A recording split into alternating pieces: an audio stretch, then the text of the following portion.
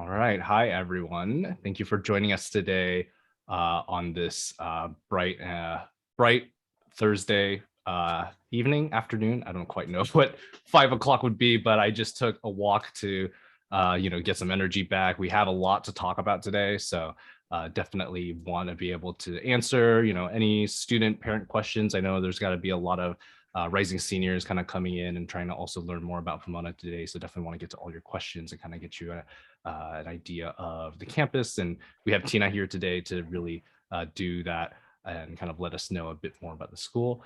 I guess, Tina, do you mind introducing yourself? And then Azure, you'll be introducing as well.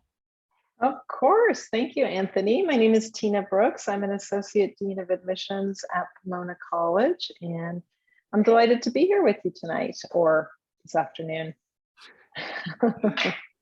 And I'm Azure Brown. I'm the president here at Illumin and also work with students. And so we're excited for Tina to be here today.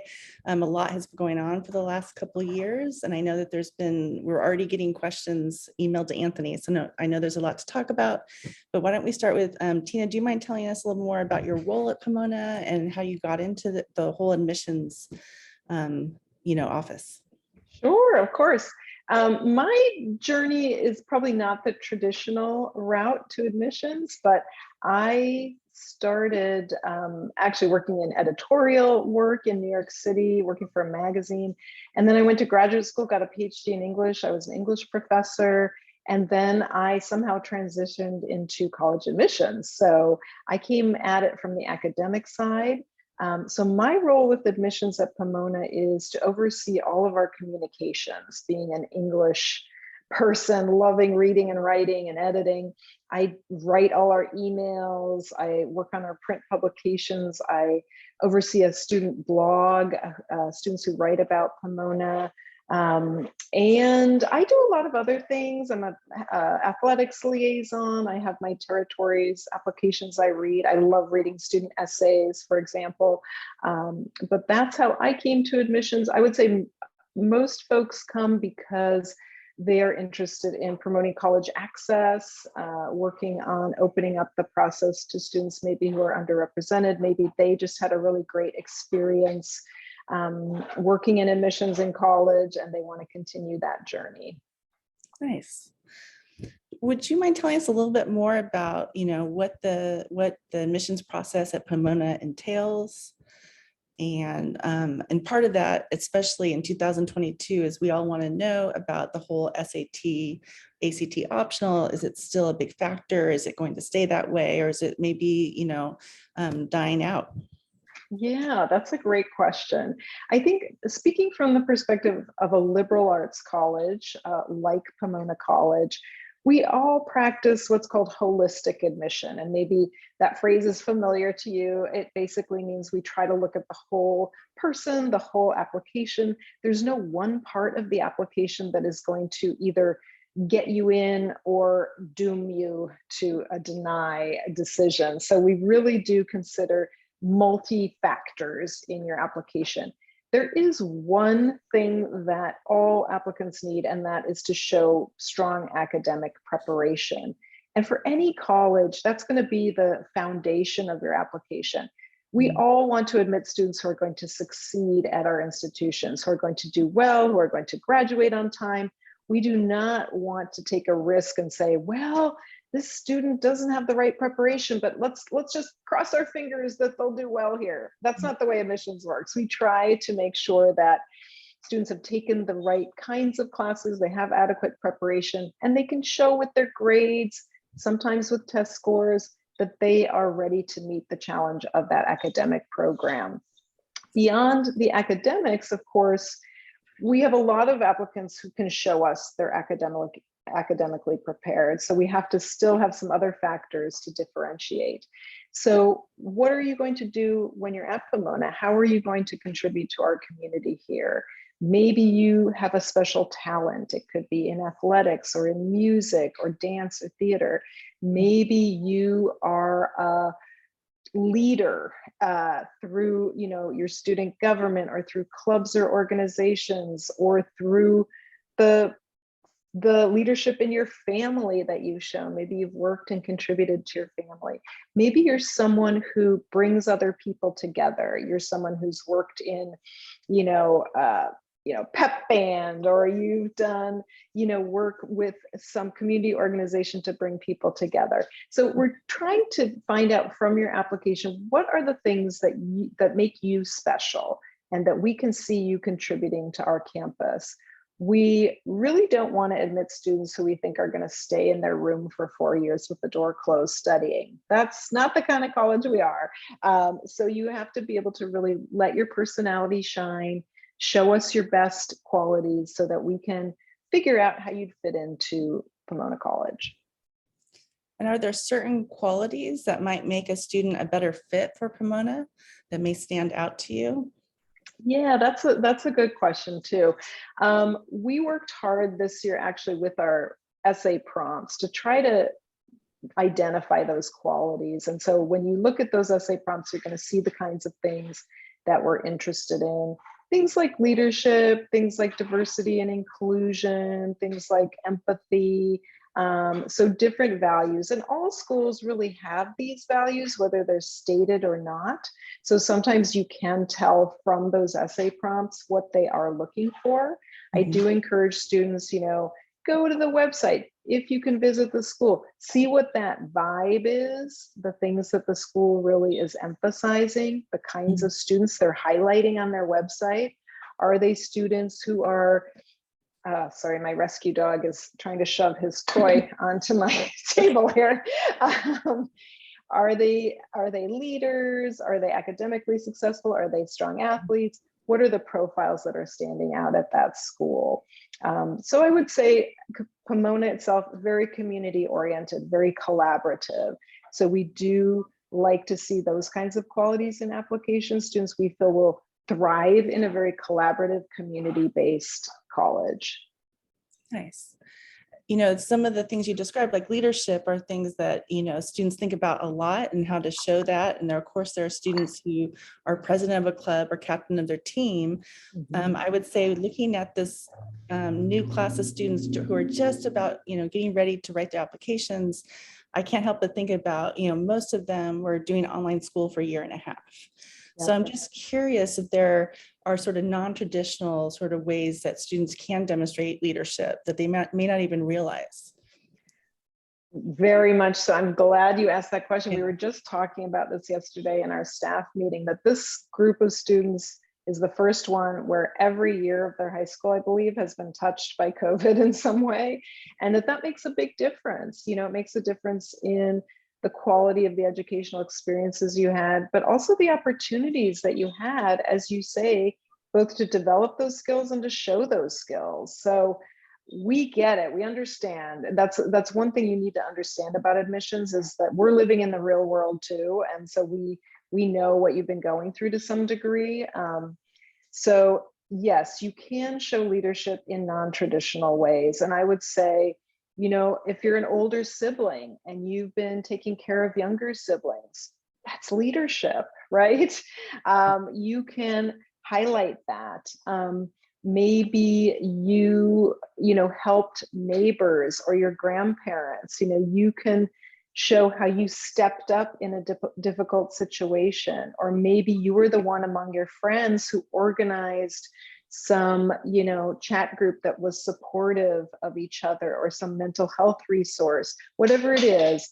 I know it's hard to think of yourself as kind of in a marketing way, like to package yourself, but it will help to kind of maybe talk to someone else about the things you've done and have them tell you, hey, that shows your resilience, or that shows your creativity, or that shows your leadership. Someone who can kind of put labels on the things you've done, if you can't do that yourself, which I admit is hard to do about yourself. But it's there. I promise you, even if you feel like you haven't been doing much or you didn't have opportunities, I'm really confident that you probably can show more than you think you can from the activities that you were able to engage in. That's great. And so, I know a big part of conveying maybe the less traditional sides of leadership and other student experiences is through the essays. Yeah. And so can you tell us sort of what types of essays do you like reading, and maybe the ones that you don't like reading as much? Yeah, we were talking about this a little before Yeah. the webinar started, but as I said, I love reading essays because I'm, an English literature type person. So I really like essays that show me the way a student thinks, for example. So, one essay I really liked was from a student who lived in the far north of California.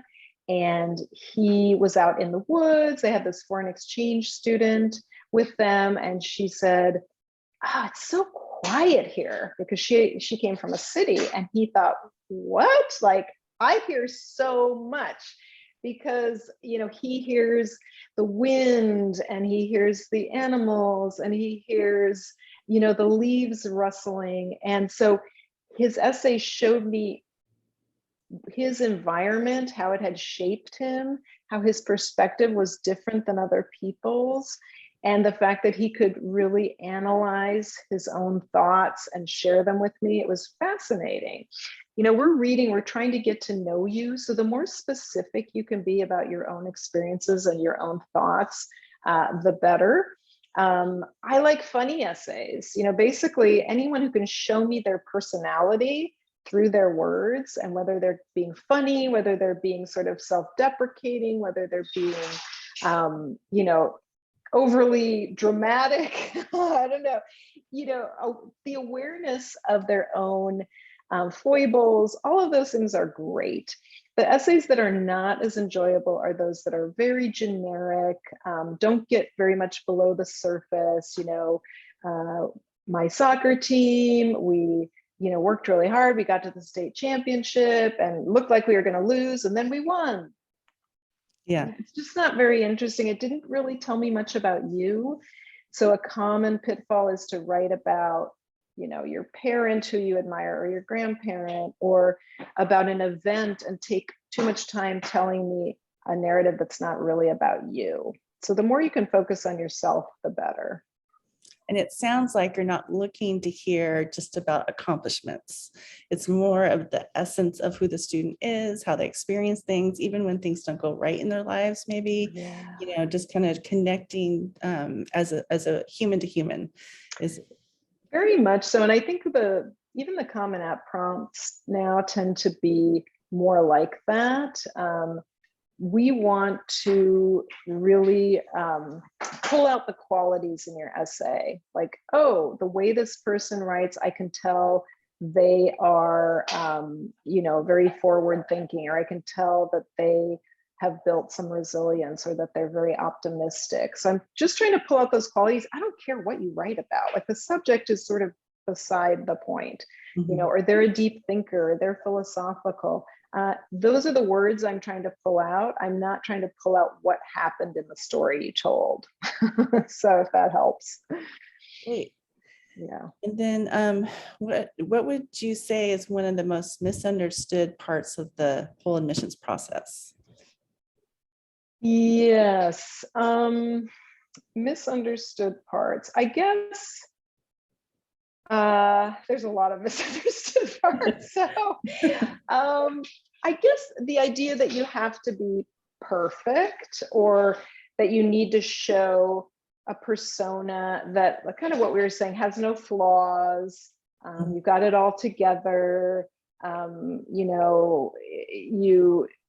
You're very straightforward. We do want to see the edges. We do want to see the little raveling threads. We do want to see the things that aren't perfect, because you do want to humanize yourself. We as humans, when we read something about another person, we want to connect with them. I'm not going to connect with someone who's perfect. So again, getting back to showing your personality. So even if you're applying to a school and your friend is applying, you think, my friend is so much cooler than me, my friend has better grades than me, that's no guarantee that we're not going to love your essay more, that we're not going to connect with you more because of what you share with us. Mhm. Colleges aren't looking for perfection. You know, students with perfect test scores, perfect grades get denied at colleges all the time, because they're not standing out, because they're not really showing who they are as a person. Mhm. That's good. Good advice. Why don't we kind of switch gears here, and maybe you could tell us a little bit about the Pomona campus for those of us who haven't been. What's it like there? How would you describe, maybe the culture of the campus or the community? Sure, I'm happy to. So we are located about 35 miles inland from Los Angeles. So we're in Los Angeles County, quaint, charming college town of Claremont. It's called the City of Trees and PhDs. So it's kind of a really nice college town. The campus is just a few blocks from the Village, which is our downtown area. A lot of independent shops and restaurants. It has a lot of character. There's also a Metrolink train station there, so you can get into LA quite easily. So we like the fact that we can balance that kind of small town, livable vibe with easy access to a large city. So students can easily go for concerts or go for a day at the beach. Our outdoors club runs a ton of different trips, like out to the desert, to Joshua Tree, or day at the beach, or to the mountains. We have all of those things around us. Pomona is part of the Claremont Colleges. So there are 5 undergraduate colleges, and we're all within 1 square mile. So you're literally walking, 10 minutes and you're on another campus. And the colleges were built at different periods. So their architecture is different, their landscaping is different. So you do know you're on another campus, but they're all like right next to each other. So it's really unique, really cool. We have about 6,000 undergraduates in Claremont. So although you're at a small college, Pomona is the largest with 1,700 students. You can take classes at any of the other colleges. You can go over there for lunch. You can join a club with students from all the colleges. So it's a very, system that gives you a lot of opportunities and resources. Our campus is used in a lot of films and TV shows because it does resemble an East Coast campus with the architecture and the green lawns and the trees. Very spacious, not crowded. Students have a lot of access to different resource centers that are shared by the 5 colleges. So very livable, and yet you've got the natural environments around you and the city very close as well. Thanks. Pomona is consistently at the top of the ranking charts for liberal arts schools. And that's something I know that we get a lot of questions about. I was wondering if you could maybe explain what makes a school a liberal arts college, and also what are the benefits of that environment? Sure, of course. Liberal arts, I think people have a misconception that it means you're only going to study the arts and humanities, or those are the only subjects that it's good at, or it's liberal as opposed to conservative. So none of that is true. Liberal arts really in the original sense meant you would be educated enough to be able to vote. So this is a Greek system, the liberal arts.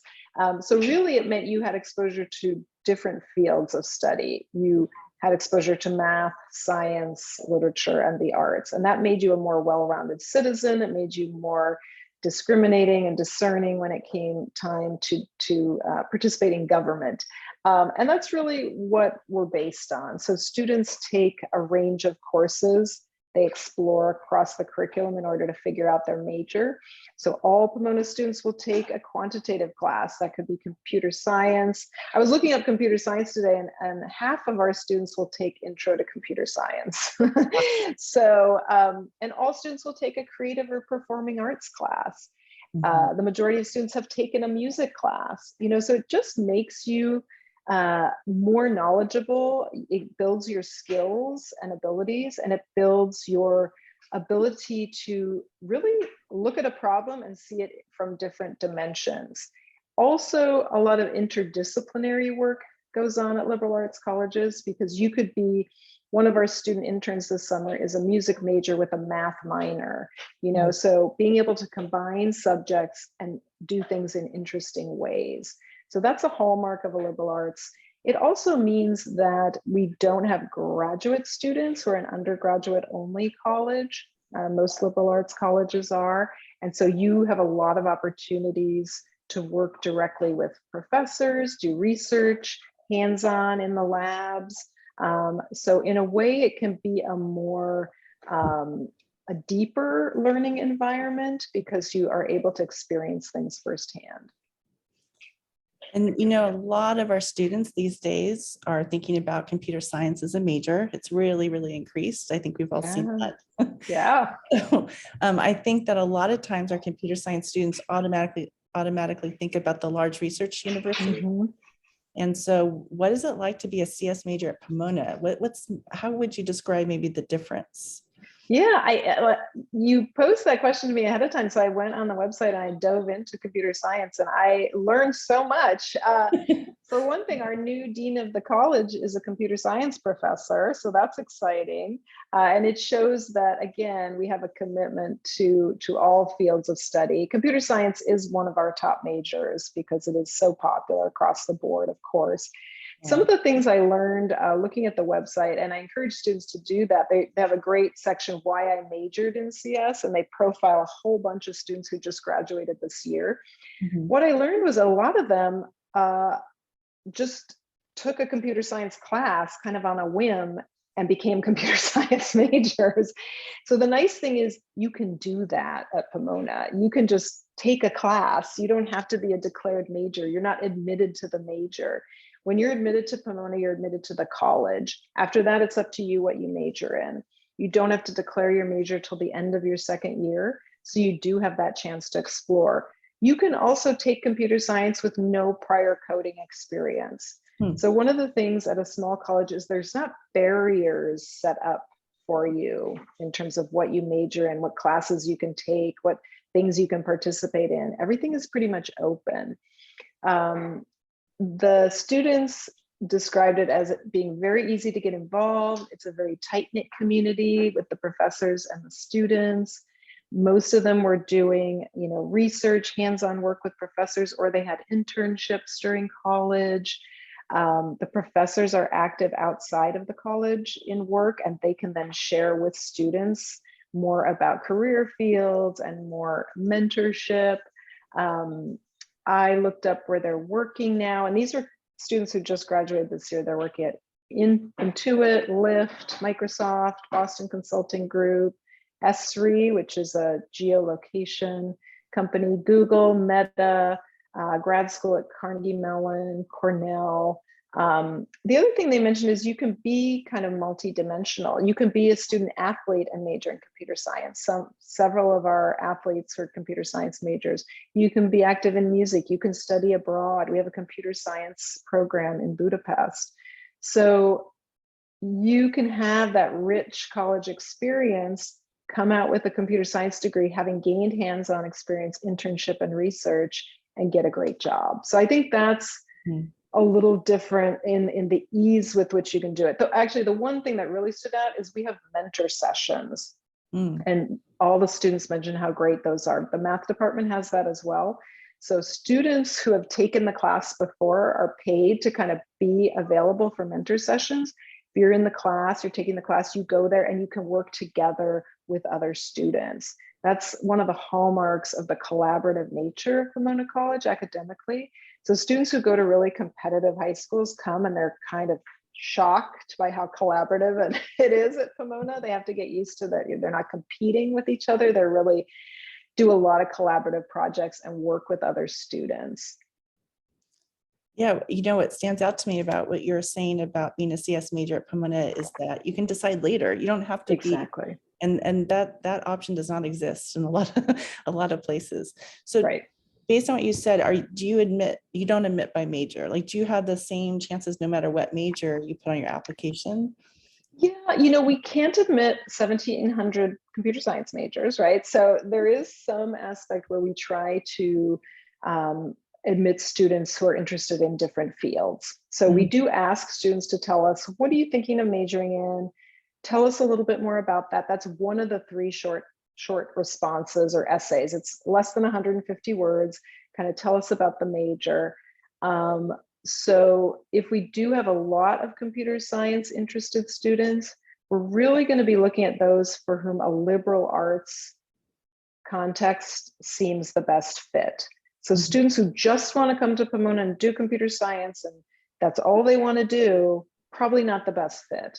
We do like to see that there's that appetite for other things, doing things outside the classroom, taking other classes. They want to do something interdisciplinary. That's a better fit with Pomona.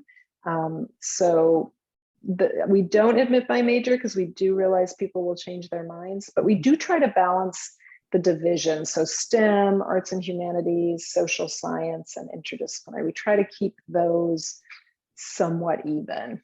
That's good to know. Yeah. Yeah.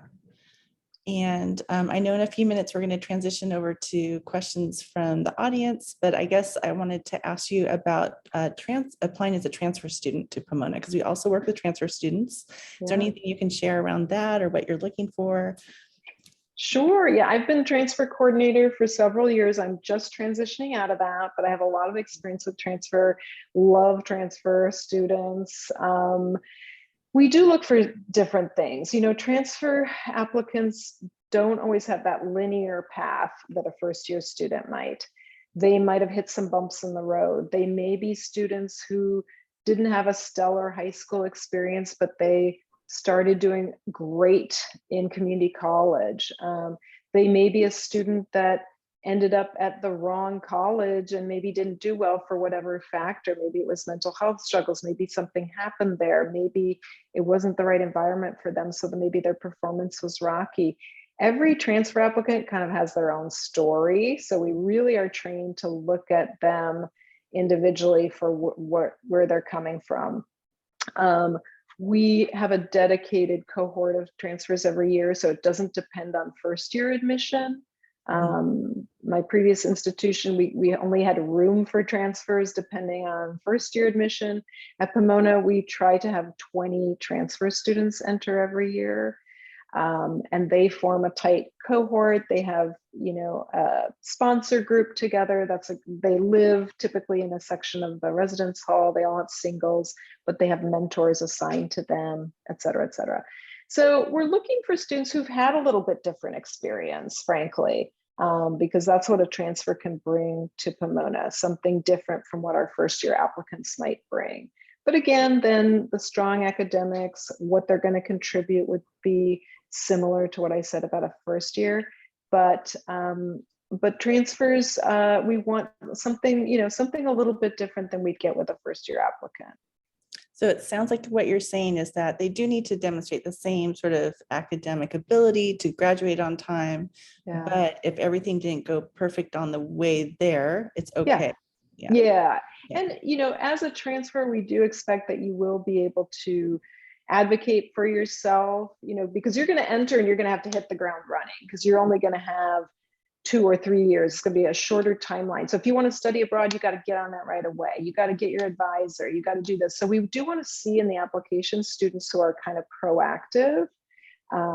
Probably you need to know your major, if you're going to be a sophomore or junior. Again, you don't have to declare till the end of your sophomore year, but hopefully you have a sense because, as you said, we want you to graduate on time. Okay. So yeah, but you don't have to have the perfect resume, right? Good. That's good to know. Yeah. Great. Well, Anthony, do you want to maybe see what questions we're getting? Yeah, I can jump back in. Feel free again, like we're going to have a lot of time for Q&A, so feel free to put down questions in chat or in the Q&A box. Let's start with always the most contentious topic of test optional, right? So I think everyone is still, given that this is a changing thing and kind of the major thing that has shifted, right? I think this is this is one of the better, I don't want to say like phrasing, but I think this question is the most comprehensive of what a lot of parents are thinking, right? The question was, how can one expect admissions, kind of the admission process to be unbiased if there are students with scores and without scores?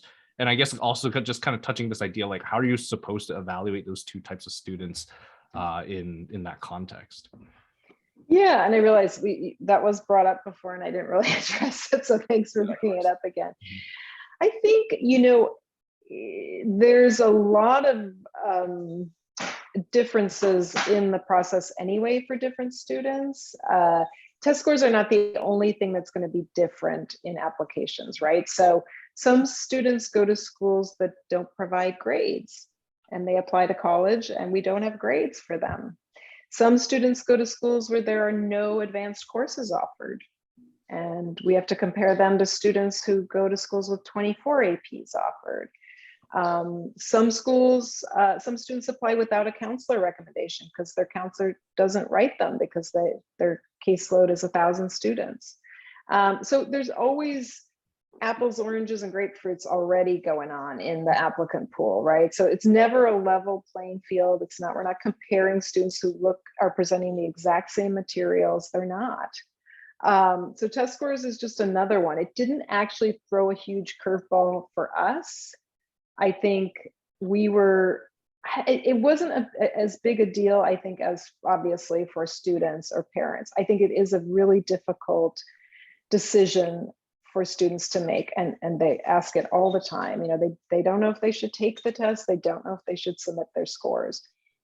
At Pomona, we're test optional through 2024 because we want to gather some data. So what difference does it make if a student is admitted without test scores? Are they going to do well at Pomona? Are they going to graduate on time? How does that compare?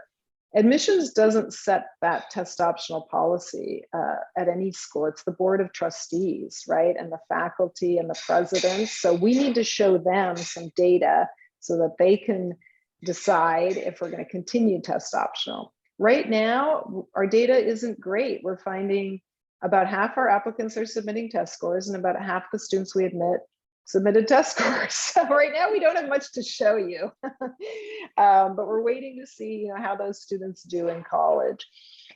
I don't think test scores are as important as people think they are. And I think people latch on to test scores because it's so concrete. It's a number, It's not like an essay. So if you are in the ballpark, it's not going to matter one way or the other whether you submit the test scores because you're admissible. If your scores are low, lower than what your grades are showing, it's probably not going to help you to submit them. If your test scores are really high,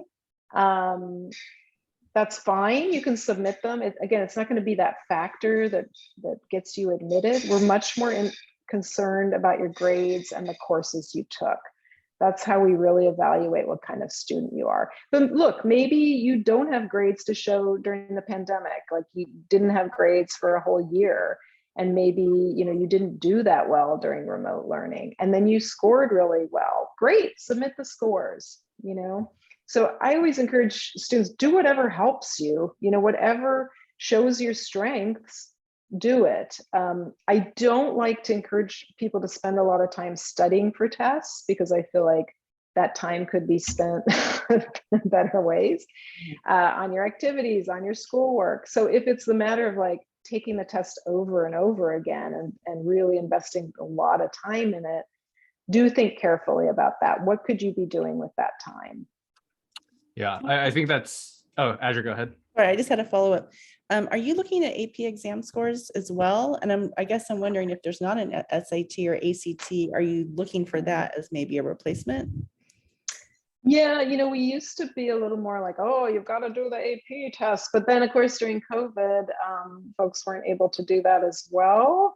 So I would say, and anything you can show us that will show your strengths, go for it. Probably should take the AP tests if you can. You can get college credit for those.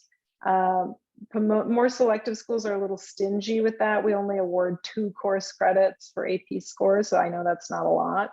But I would probably encourage you to take the test. You've already invested in the class. So anything that you can show us, any proof point, any data that you learned the material is good.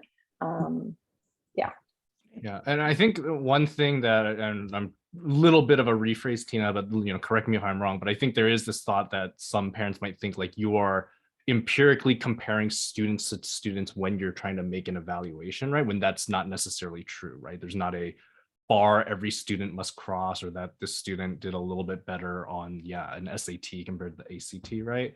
And Right. that's, I think, like when we ask like misconceptions, like that might be one of the ones that a lot of students or parents have in mind, kind of. Yes. I mean, I don't want to go so far as to say it's all subjective and it's all just our opinion about your essay. The data, the numbers count. We certainly do look at, GPAs and the courses you took, and we're looking at that. But it's not always the case that we're going to take the top GPA. Let's say we have 14 applicants from a high school. We might admit someone right here in the middle because they put together a fantastic application. Their recommendations were amazing. Their courses they took all made sense. They put together an awesome application. The people above them, maybe just they didn't stand out at all. They all sounded the same. Mhm. They all wanted to do the same major and they did the same activities. So you can stand out even if you're not at the tippy top academically. And no, we're not saying, oh, you've got 20 points more on that SAT, you're in and that other one's out. No, that's not the way it's going to work. Of course. Awesome. And I think the immediate follow-up question of saying, basically it's like those that send tests and those that don't, it is a factor that can be considered, but it's not I guess the way you're putting it, it's not a defining factor on every application. And that's why there can be variation in, as you were saying, like with if a student's homeschooled and they have no grades, or if they don't necessarily have a letter from the counselor, right? Right. So if you don't have many proof points, if you don't have a lot of grades or whatever, you may want to test to be able to show us something that we can rely on as some indicator of your abilities. But it's not going to be that deciding factor, as you said. And just to point out, you can self-report your scores. You don't have to send official reports. You don't have that expense until and unless you're admitted. Then we will want the official score reports. Oh, sounds good. There was a question around whether, and I don't know if this is like certain schools may ask this, but for sports recruiting, if there's a test score requirement there or anything like that, can you just clarify that? Yeah, so at Pomona, we can do pre-reads. The coaches will ask certain recruited athletes to submit just their transcript. They can submit test scores, they don't have to. And so we use a rubric that is basically what we would consider admissible ranges of scores, and not a GPA so much as grades and rigor we look at. So we're only doing an academic pre-read to say this student athlete is admissible, because student athletes at Pomona are the same as everyone else in terms of their academics. They're excellent, right? So there's no differentiation between, oh, that student's an athlete, they got in because they're talented at water polo. No, they're admissible academically. We've already checked that. They still have to go through the whole application process and be reviewed, but we do look for high level of academics for student athletes. Let's see. Sorry, I'm trying to, there's so many questions. I try to group them together. Right, sure. Let's do want to discuss this one, because there's a question about, hey, is there data about students after they graduate, and any information based on are they going to a master's program or information like that? Or where can students kind of find that information as well? Because I remember you were talking about that for CS. Yeah, I did. As I said, I do communication. So I was just updating that on a slide this week. So I do know that. This is data for the class of 2021. Obviously, we don't have 2022 yet. But 2021, 70% of students had a job or internship, and 25% were either going to graduate professional school or had a fellowship. So something like a Fulbright, or there's a lot of other fellowships. So that's 95% already. The rest of the 5% were either doing a service opportunity, or we didn't know what they were doing. So taking a break.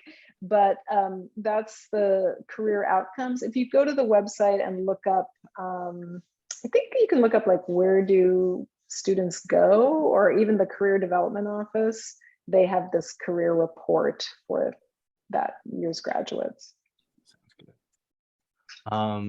And there was a question about how, like, the support system for students with learning disorders or kind of mental health challenges, whether it's like anxiety, eating disorders. And I think also a related question of like, is this something I should touch on if I'm going to be applying and kind of discussing this, right? I guess what would you recommend for a student kind of facing those challenges? Yeah, that's a good question. I know that gets talked about a lot in like counselor forums.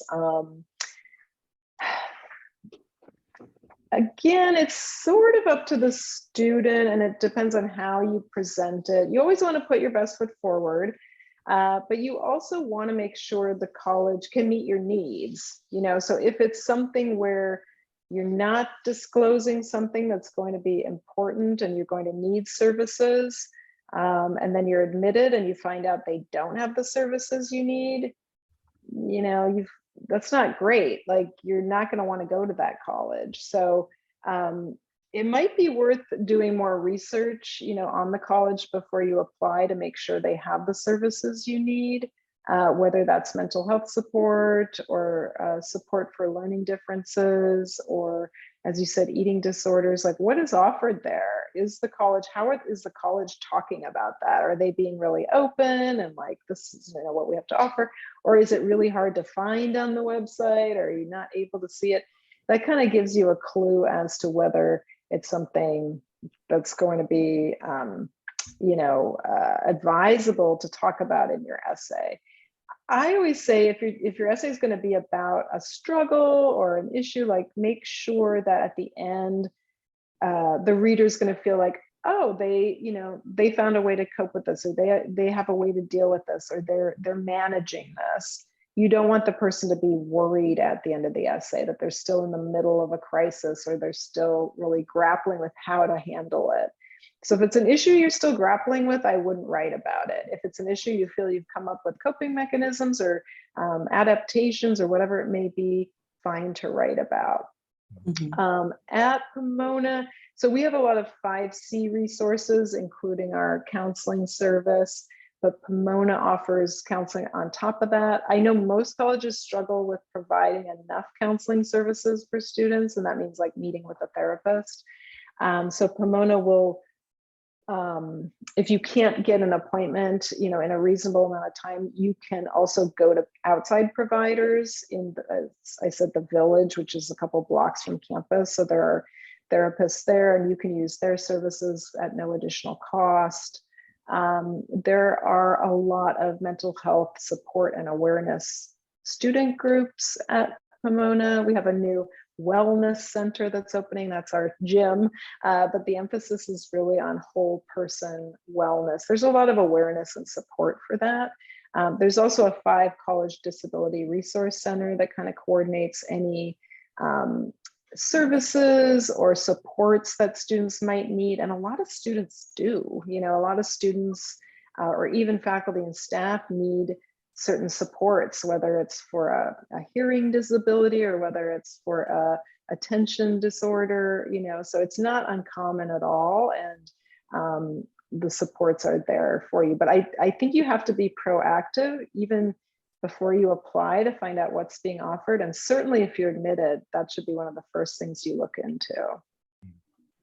Can I ask if, you have a student who maybe did really well junior year, but had like a dip in their grades sophomore year when they were in online schooling, or, something happened where maybe they even left or changed schools due to something around mental health, or, just having some academic challenges. Do you take that into consideration if they clearly explain what it was and you can see sort of sense that it's been corrected? Totally. We were talking about this as well, that we can't read your mind, so you do have to tell us, right? We can't just assume that COVID impacted everyone the same way, or online learning. Some people thought it was great, some people struggled with it. You should share that with us in a way that helps us understand how it impacted you and how you dealt with it. So yes, if you had a period away, maybe you didn't go to school for a while, changed schools, went to some alternative learning situation. we'd love to know more about that. So, the why you did it, how that was resolved, what you learned from it, how you grew from it. Do you now have ways of coping? Like if you get in a crisis again, do we know what you're going to do? Often it's the students who've gone through some tough times that are more appealing to colleges, because we say, hey, they're going to hit some bumps in college. College is going to be hard, and it's all new people and there's a lot of challenges. They've already been through some tough stuff and come out on the other side. I think they're going to do fine. They have ways to cope with these situations. So it's actually not a bad thing at all to have some resilience that you can show us. Yeah, good. Yeah, and definitely, I guess next, moving into like more reading perspective, and I guess back into that process. I guess this question was more about like, yeah, is there anything more that you can share about that, how an application is read? The question was, is there only just one reader per application, or is there some kind of voting system if it's like 3 readers and people disagree? I guess some more clarity on that. Yeah, I love talking about our reading process. It's very interesting. It's evolved. So a process was developed, I think, at the University of Pennsylvania called collaborative based evaluation, CBE. And we've been doing it now, I don't know, like 4 years probably. And I really like it. So what it means is we all have territories, and this is typical at smaller colleges. So for instance, I read applications from Connecticut and from New York and from Marin County and from Wisconsin and Minnesota. So let's say I'm going to read all my Minnesota applications today. I'll be working with a partner. So Anthony, you're my partner today. You're my colleague in admissions. And we pull up the Minnesota applications and we read it together. So we're both on our laptop reading the application, going over it, and talking about it. So I say, oh, there was a dip in grades sophomore year. Do you see anything? Oh yeah, this essay mentions, they had some financial struggles then and how they dealt. Okay. So we're conversing. It's not my bias. We're both looking at the app and we come to a consensus after reading it. We're assigning some values to different qualities, the academics, the personal qualities, things like that. And we come to a consensus about what we want to do with that application. I'm the lead person because I do know Minnesota. I've been reading for years and I know the high schools and I know the kinds of students. So let's say we say, I think this is a wait list. Right now we're at a wait list. Okay, great. That's stage 1. Stage 2 is me going back over all my Minnesota applications that I've wanted to waitlist or admit, and reading them all again thoroughly and writing my notes, boosting those notes up, because right now I'm preparing for committee. So I might change my mind. I might say, well, that looked like a waitlist, but now that I've read all of Minnesota, it's actually really strong. I want to admit this person. So then stage 3 is committee. So we all bring our applications to committee. We meet in small groups around a table. And it's like, okay, Tina, let's look at all the Minnesota applications. At that point, I'm like a lawyer in court advocating for you, okay? Because I have spent so much time on your application and I've grown to love you and I want to admit you. So I need to convince my peers that this is a great application. This is why we should admit this student. And maybe hopefully they agree with me. Sometimes they don't. So the committee process is where the decisions are made. But then there's a step beyond that, of course, because once we get done with all the committees, we typically have too many students we want to admit, right? So then we have to shape that down a little, but we'll put a little tag on you. If we thought we wanted to admit you, but we didn't have room, we're going to put a little tag on you so we can find you again if we have room for you. So that's, the process in a nutshell. It doesn't mean if you were read once and denied, you won't come back, because there have been cases where I went back and looked at my denies because I didn't have enough. Or I was like, yeah, this one student stuck in my mind, okay, actually, yeah, they're good. I'm gonna put them forward. So there's a lot of movement. It's a multi-stage process, and a lot of people have looked at your application. So that's a look behind the process. Sounds, at least to me, it sounds like a lot of fun. But of course, I'm sure with lots of people in the room, and it must get heated trying to It's get your fun though, because student at in. that point you're hearing about all these amazing students, and it's, that's the heart of our work. So we enjoy it.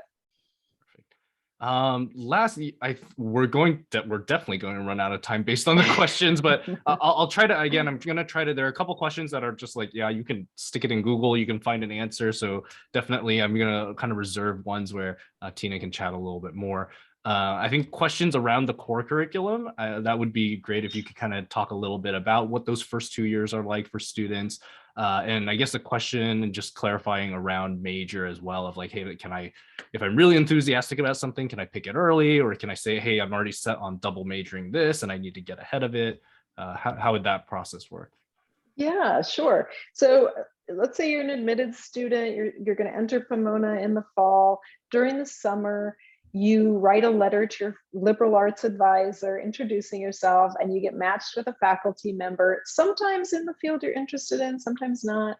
And you meet with that advisor when you first come to campus during orientation week before you register for classes. So you can talk about like, hey, this is what I'm thinking of majoring in. Here's the classes I'm thinking of taking. Or, I want to take an econ class, but I'm a little concerned because I've never had calculus, all that stuff. And they're going to be able to advise you on that. All students take a freshman seminar class. Beyond that, there's no required classes. And the freshman seminars are on all kinds of topics. You also get to rank that. So you can come in, if you're pre-health, like you want to do pre-med, there'll be a big meeting for anyone interested in that, where they're going to sit you down and say, hey, this is what you got to do if you're going to be pre-med. You can major in anything you want, but you have to take these classes, and here's how the advising works. And we have pre-health liaison students who are there to mentor you too. And here's all the resources. So some students will leave that meeting like, yeah, I'm super excited. I want to go to med school. And others will leave saying, you know what? I like Grey's Anatomy, but this really isn't for me. So it's fine to change your mind. We do encourage you to try to take some of those breadth requirements your first year to kind of explore across the curriculum. Students tell me that it's kind of a natural process. You kind of take classes you're interested in, and you end up fulfilling those requirements anyway. Basically, I mentioned you probably will have a quantitative class, you'll have some science class, you'll have a creative arts class, a social science class, a humanities class. There's 6 areas that basically cover those things. So whatever you're interested in majoring in, that's going to fit into at least one of those requirements. You can declare your major anytime you want. Most Pomona students are busy exploring, and they don't really want to nail it down until the end of their sophomore year. So when you decide on your major, though, you will pick an advisor, someone in your field you probably had a class with, or the work they do is something you're interested in. You go ahead and pick your advisor that way. So basically, in general, you're going to be taking about a third of your classes that are going to be a major, a third that are going to be electives, and a third that will be those breadth requirements. That's kind of the way it works. And if you double major, it's just going to cut down probably on those electives that you're able to take. Students tend to major and minor, or if they major, they do a concentration in the major, because double majoring really narrows down the breadth of classes you can take.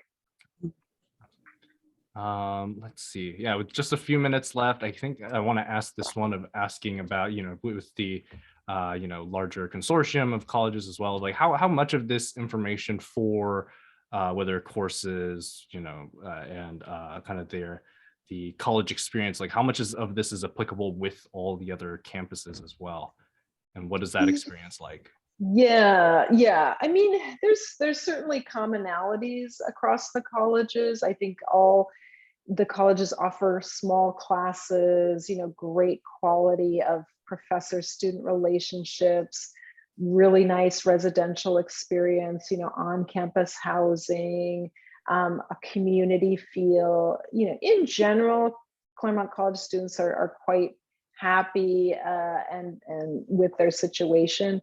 But things are going to differ in terms of curriculum and rules and things like that.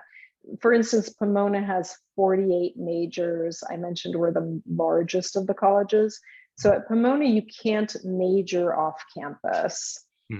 I used to work at Scripps. At Scripps, because it's smaller and has fewer majors, you could major off campus. So things like that will vary, but the general experience is going to be somewhat similar at most of the Claremont colleges. And then kind of a final question that's sort of two-part. It was asking, is there going to be a specific info session for international students, and how has that process kind of changed with these past few years? But I'm going to tag along, like, yeah, where can more students learn about Pomona, or is there some info sessions that are going to happen, and where can they find like more resources? Yes, indeed, indeed. So we have webinars. Actually, we're just having one applying to Pomona for international students. It's the first week of August. It's at 8 in the morning because we're trying to hit different time zones. And we also have, and we're having one for domestic students as well. We also have these Hens at Home Zoom chats that are with our student interns. Those are typically on Thursdays, and they, like the upcoming one's about social life and clubs at Pomona. What was the other one about? I know there've been ones about like being in Southern California or research and internships or things like that. So if you want to be invited to these things, you should definitely go on our website and just click that request information button. Just give us your email address so I can send you the emails about our webinars. You can also just go to the website and sign up for the webinar right there, or the Hens at Home sessions. I haven't put those August webinars on the website yet. I just got the links for those, but I'll be putting those up real soon. So we have stuff like that every month. We have virtual things. We also have just a virtual information session once a week. So lots of ways to find out more.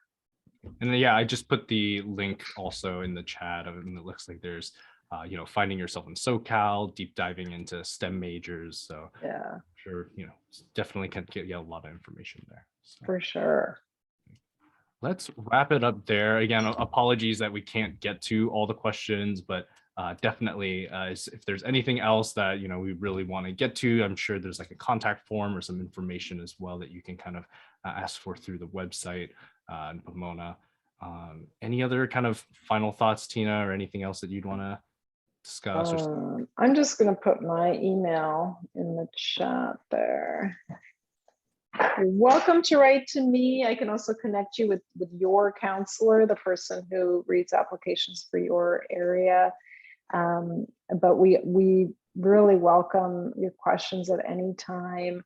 I just want to encourage students out there not to get too stressed. I know it's easy to say, but this, part of this is fun. It's kind of fun to explore different colleges and picture yourself in different places, and to really think about what you want for the next 4 years of your life. And it's also not bad for parents to spend some time with their students. If you're able to go visit campuses, that's a kind of a fun experience to spend that time together. So where you can and when you can, enjoy as much of the process as you can. It's all going to turn out. You're going to go to college. And there's probably a lot of colleges that would love to have you and where you're going to have a great experience. So please try to enjoy your senior year. I think one thing we've learned from COVID is to just appreciate being able to do things when we can. So I really wish you all luck and hope that the next year goes really well for you. Absolutely. Thanks so much. That was very helpful. Yeah, those are some, I don't know, I think maybe just because it comes from an admission officer, you believe it a little bit more, from that perspective, but absolutely. And yeah, thank you everyone for joining the webinar today. And definitely, yeah, have a good, I guess, early weekend. I'm going to count Friday as early weekend. All right. See you, everyone. All right. Thank you. Bye.